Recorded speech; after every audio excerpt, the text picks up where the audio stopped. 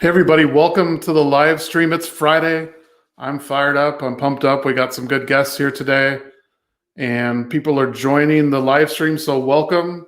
If you're just joining the live stream now, welcome. And I am pumped up. Like I said, we have a great guest today in Stephen Kraus. I have some announcements to go through first, but we're going to jump right into that. Talk about polling and how they maybe got it wrong. Talk about where we go from here and then some of the results from our survey that we did. It's the second annual one that we've done. But if you're joining just now, we're going to get started here in a little bit. But welcome. If you haven't liked, subscribe, or done the notification thing, make sure you do that. Obviously, then you'll get notified when these live with Dan's happen each and every Friday. So I want to take a minute to remind everybody that ask your questions, post your comments. We want to make this as interactive as possible. I don't want this to be another webinar. I want it to be fun, engaging. So feel free to post those comments. We'll post some comments back to you, talk about it live on air. So make sure you're doing that. And then a few other things I want to get to is, we're live on Facebook, Twitter, Instagram, LinkedIn, via YouTube, via LinkedIn, or vice versa. So make sure that if you check us out on any of those channels, and again, comment. We want to make this interactive. We're getting some more viewers now, so welcome to the live stream. Pumped up today to talk with Stephen Kraus. And before I do that, I want to talk about another X Day we have coming up. So a couple weeks ago, we did X Day North America. That was one of, I think, 3 or 4 different X Days that we're doing. The next one is on the 10th in the Middle East, North Africa region. I'm going to be speaking at it, talking about research and the exciting things we're doing there. We're also going to have speakers and a panel as well. So we'll have guests from the Emirates Driving Institute, America University in the Emirates. So it's going to be fun, interactive session. Again, it'll be a few hours. So make sure if you're in that region, or if you're not and you just want to check out what's going on, join in that region as well. So that is happening. I'll post the link here in the comments so you have it handy to join if you want.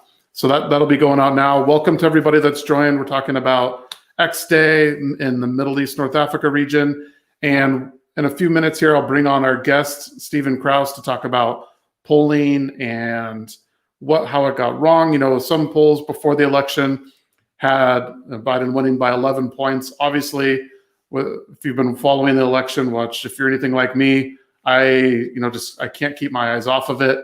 So that's something that we'll be talking about today as well. So if you're joining, welcome. I'm going to be starting with Stephen Kraus here in a minute. We've been talking about X Day. If you're just joining, make sure you like, you subscribe, and comment. We want to make this as interactive as possible. If we're going through this and there's questions about that you have with what Stephen and I are talking about, feel free to bring those up.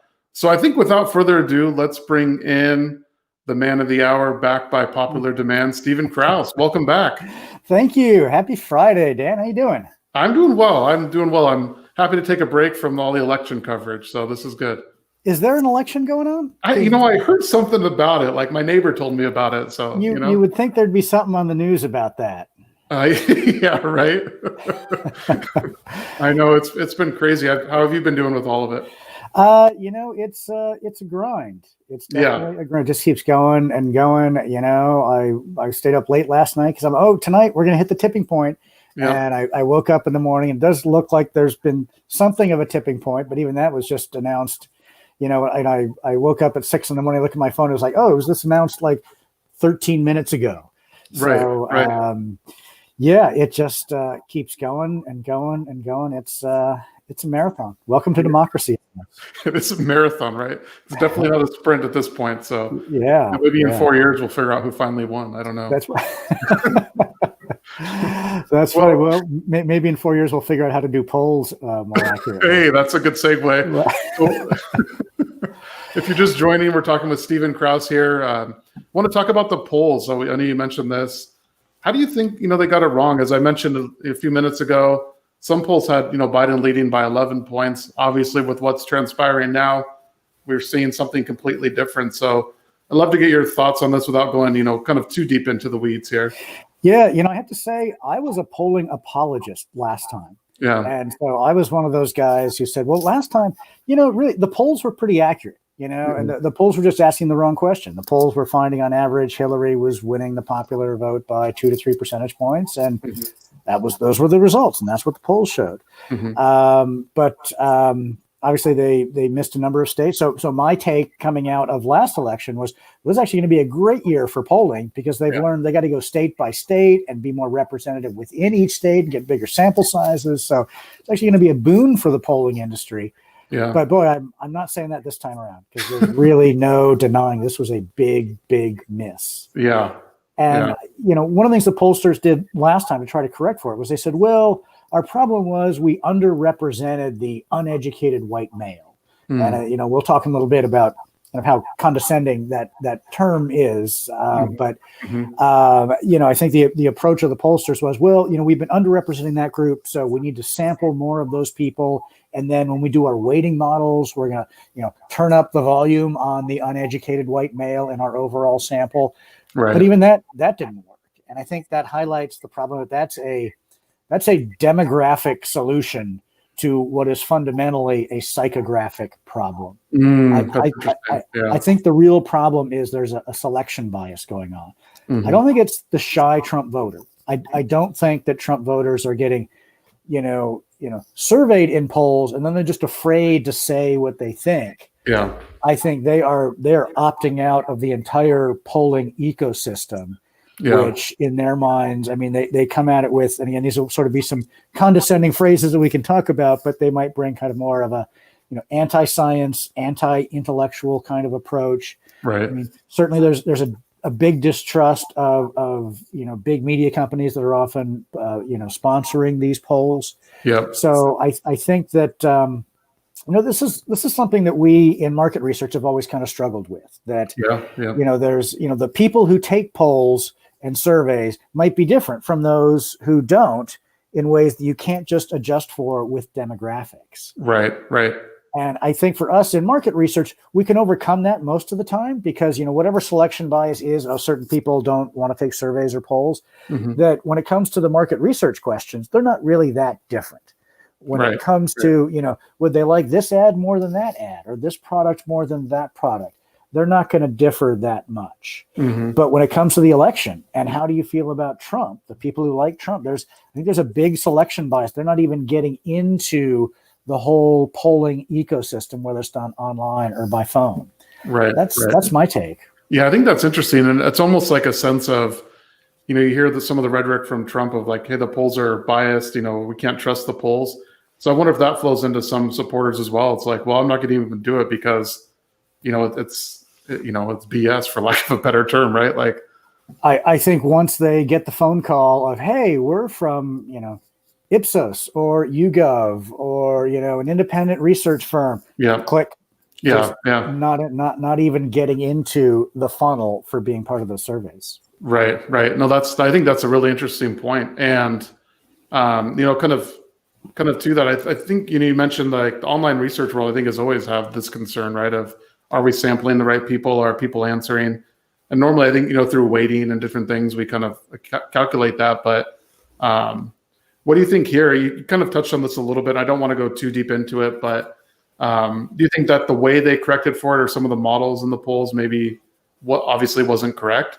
I think you said that like, hey, they should have looked at 2016 and fixed it, which everything coming into this election, I thought, well, the polls, they must be fixed, by now or how they're doing some of their different methods. But it's interesting because a lot of the conventional methods that I think these polls relied on aren't working today, right? With response rates going down on landline and, no one wants to answer their cell phone unless they know the person. So there really is a lot of bias just because of technology and the way things are going there, I think, as well. Yeah, I'm reminded of when the whole world of online research got started, kind of the late 90s. I mean, before that, everything was done by phone or by mail in the market research world. Yeah. And initially, there was big concerns about the representativity of online polls. And the people who were online were so different. And obviously, that's changed over time. Now, the vast majority of people are online, 85 to 90%. But there's still kind of that issue around the people who agree to take polls and surveys are going to be a little different. Yep. And maybe in ways that we can't just, it's not just they're demographically different. It's a different kind of mindset. Mm-hmm. And I think in the market research world for regular market research questions, we sort of figure that out. And whatever selection bias is there isn't that bad for the kinds of questions that we're asking. Yeah. But, I think the pollsters are going to have to go back and rethink a lot of things. Now, there were a few pollsters who seem to have gotten it more right than others. Yep. And some of them say, well, we have better methods, that we have better methods for really ensuring people their results are truly anonymous. And every pollster will say that, whether or not people believe it or not. Is true. But some of the pollsters who did a little bit better said, we have some different methods around making people feel comfortable, around anonymity. I don't know if we're going to need, it's almost like we need a panel of people who don't normally take part in polls and surveys. You're speaking to every team that a market researcher has, I think. Yeah. I know it's kind of contradictory. We need a special panel just for the people who won't participate in panels. It's the anti-panel. Right.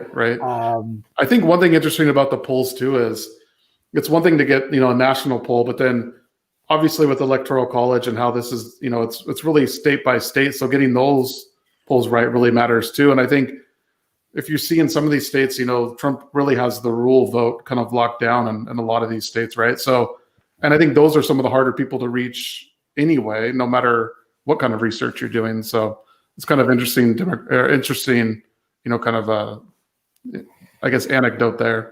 Yeah, to me, a lot of it goes back to why did we have the Electoral College in the first place? And certainly part of it is there were some concerns among the founding fathers about direct democracy, of just having people, vote directly for the people who are going to be governing. So they sort of set up this, intermediate stage.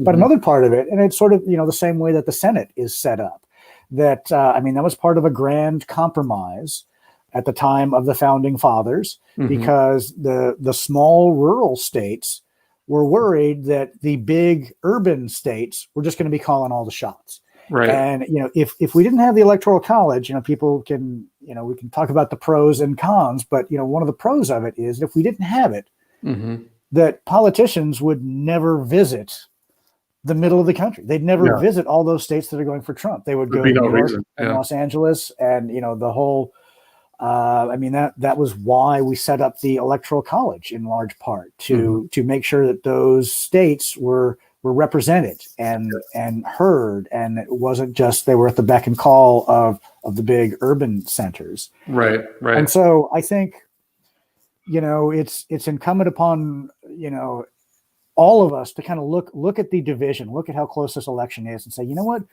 we need to try to understand the other side a little bit better. And, I have my own point of view. I probably don't do a very good job of hiding it, but I think, people on the left have to say, okay, this has happened again. We can't just ignore it. We can't write it off. We can't just say, oh, Trump voters are stupid. That I think, one of the messages that people are hurting, a lot of people in the middle of the country have been hurting for 40 years. It's getting worse. Income concentration, the loss of manufacturing jobs. We often hear about, how coronavirus has exacerbated certain trends, and certainly the trend toward the bifurcation of the economy is one of those. Yep.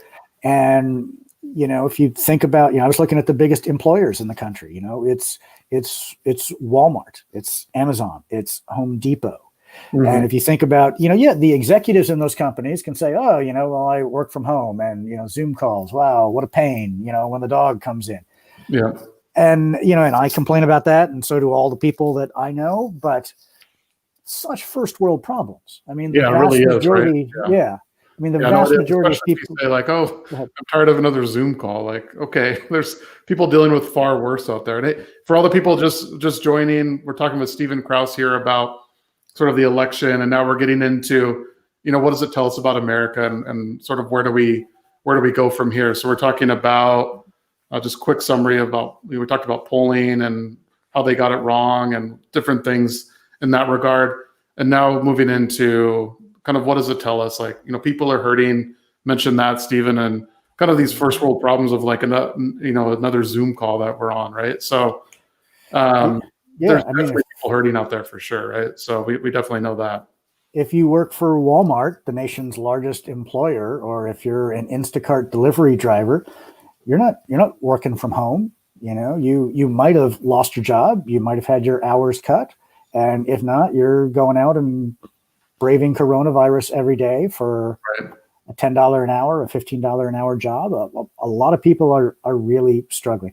So we actually talked about some of that in the latest poll that we did. Yeah. I was going to say, I mean, we just released wave 2 of our poll, or I guess consumer report kind of trends. But one of the things that was interesting to me and going along with this is, we ask a question essentially around the American dream, right? And are you more worried about the American dream than ever before? In wave 1, Stephen, it was 53%. In wave 2, it was 64%. So I think this is kind of perhaps an interesting glimpse into what you were talking about as well with, this people are hurting and they don't really, like, the American dream is, they're kind of really worried about it at this point.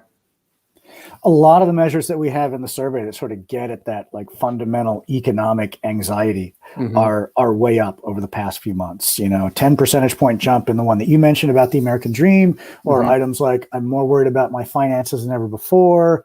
I don't think the next generation is going to be as well off as the one that came before. Right. Those founding fathers would be disappointed with America today, right? Like, those sorts of things. It's a trend, definitely, of increasing. Yes. Yeah. Just over the past few months, big jumps, 10 percentage point jumps in those kinds of economic anxiety measures. And we also we had a whole series of questions about, how do you see your life today and all these different dimensions, and how do you see it a year from now? And we're also seeing a trend toward people tempering expectations.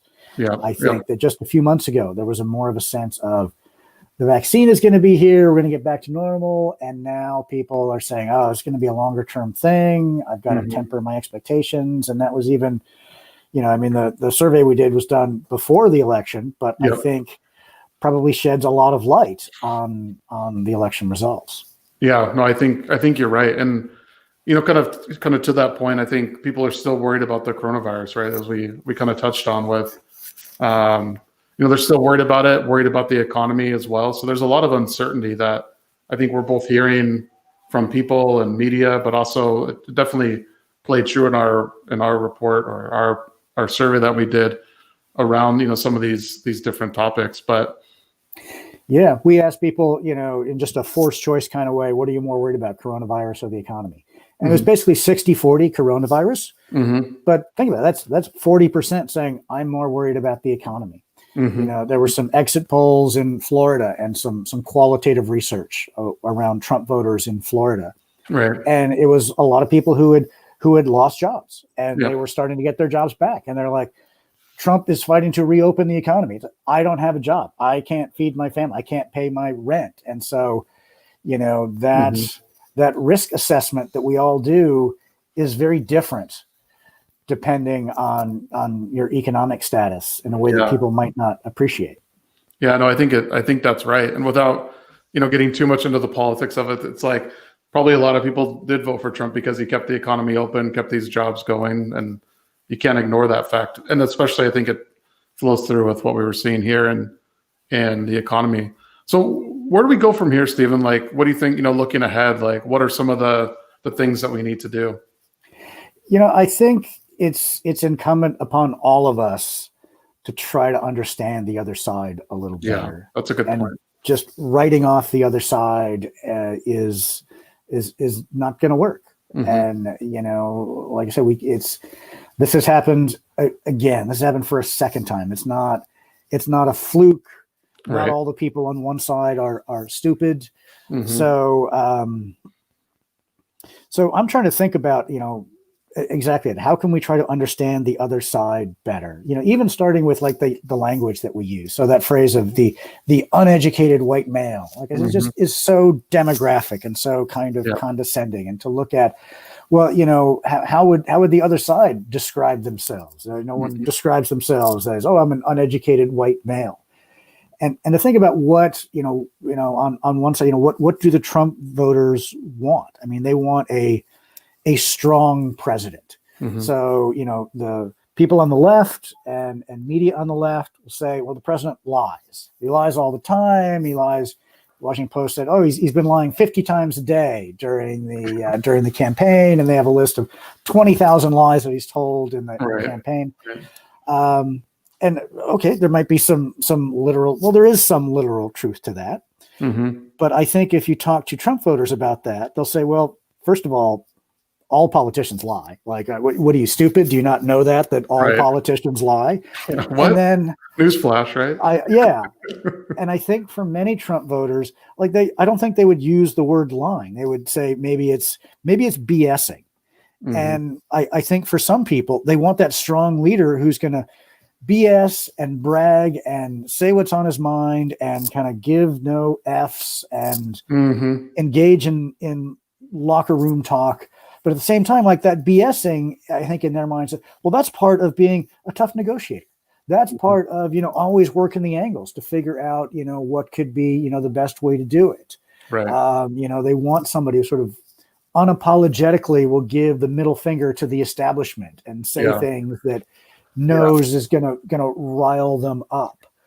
So I think you make a good point. They didn't want another politician, right? They wanted someone that was unique and could bring different perspective to things, and and work those angles and the more the business side of it, right? So and doesn't just stick to regular politician talking points and say the kinds of things and use the kind of language that a lot of people use in everyday life. I think also among a lot of Trump voters, there's a belief in not overreacting to things.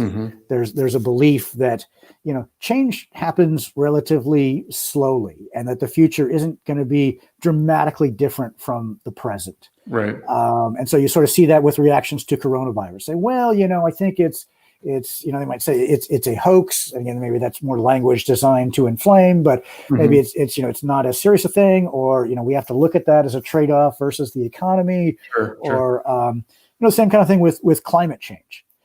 I think that a lot of Trump voters would say, well, maybe it's a real thing, but I really think a lot of people are overreacting. Right. And it's not going to have that much impact, and we can't destroy the economy for it because look, we're already hurting. So I think that trend of not overreacting is something that if we look at some of the positions of Trump voters through that lens, we can start to see, okay, I could see maybe where they're coming from.